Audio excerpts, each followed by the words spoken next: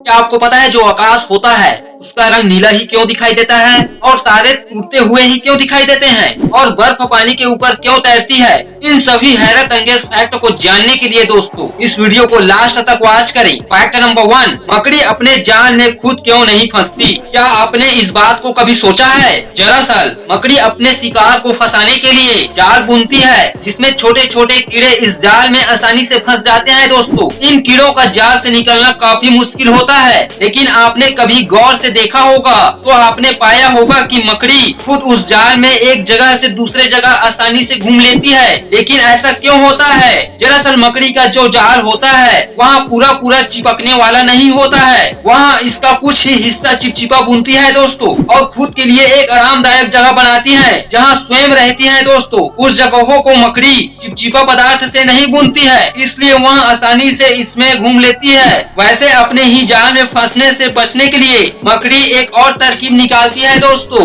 वह रोजाना अपने पैर काफी अच्छे से साफ करती है ताकि इन पैर पर लगी धूल और दूसरे कण निकल जाए। लेकिन कुछ वैज्ञानिक मानते हैं कि मकड़ी का पैर तैलीय होता है इसलिए वह जाल में नहीं फंसती और इसमें घूमती रहती है दोस्तों। लेकिन सच यहाँ है कि मकड़ियों के पास ऑयल ग्लैंड्स नहीं होते। वहीं कुछ वैज्ञानिक इसकी वजह मकड़ी की टांगों पर मौजूद बालों को मानते हैं जिन पर जाले की चिपचिपाहट का कोई असर नहीं होता।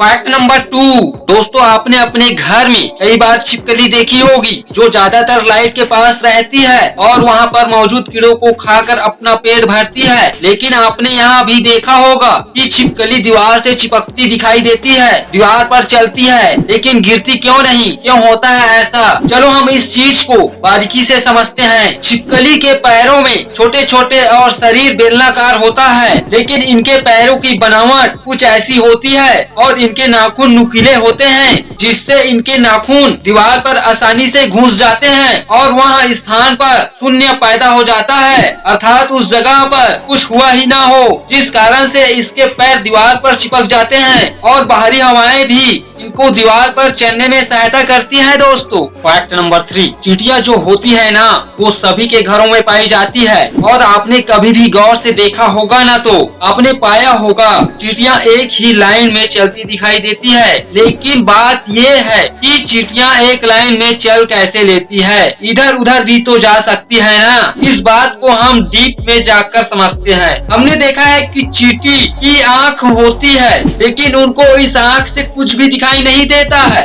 ऐसे में जब चींटी खाने की तलाश में निकलती है तो इनमें से एक रानी चींटी होती है जो आगे आगे चलती है और ये चींटी अपने बॉडी से एक खास तरीके का रसायन छोड़ती है दोस्तों जिसे फेरोमोन्स कहते हैं। इसके गंध से बाकी चींटियां रानी चींटी को फॉलो करती है जिससे चींटियों की एक लाइन बन जाती है दोस्तों। इस कारण से चींटियां एक लाइन में चलती दिखाई देती हैं। मैं जानता हूं कि आप इस चीज को भली भांति समझ चुके हैं दोस्तों। फैक्ट नंबर 4, ये एक कॉमन चीज है। जब आप धरती से आकाश को देखते हो तो हमेशा नीला दिखाई देता है, तो आप सोचो ये हरा पीला या और कोई भी रंग दिखाई तो दे सकता है, लेकिन ऐसा क्यों नहीं होता? चलो इस बात को गहराई से समझते हैं फ्रेंड। दरअसल धरती के चारों ओर वायुमंडल यानी हवा और कई प्रकार के गैसों का मिश्रण है जिसमें से सबसे ज्यादा 78% नाइट्रोजन गैस और करीब 21% ऑक्सीजन गैस और इसके अलावा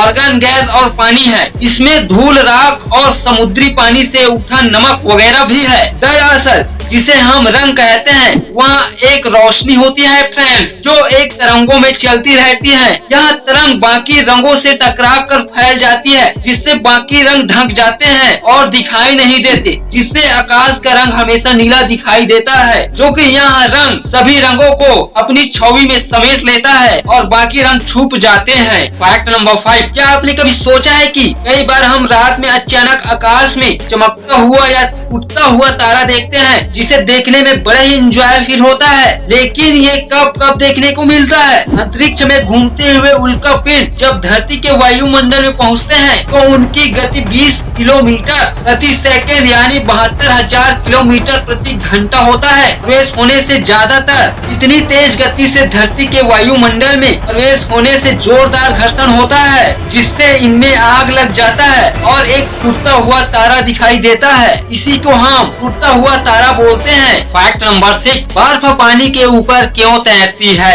इस क्वेश्चन का आंसर देने के लिए थोड़ा डीप में जाना होगा। ज्यादातर आपने ठंड के मौसम में देखा होगा कि नदी तालाब का पानी ऊपर से जम जाता है और बर्फ के रूप में दिखाई देता है और वहाँ पानी में तैर रहा होता है। लेकिन ऐसा क्यों? अक्सर जब कोई तरल पदार्थ ठोस पदार्थ में बदलता है तो उसका आयतन घट जाता है और वहाँ भारी होता है। दोस्तों, बर्फ पानी में इसलिए तैरता है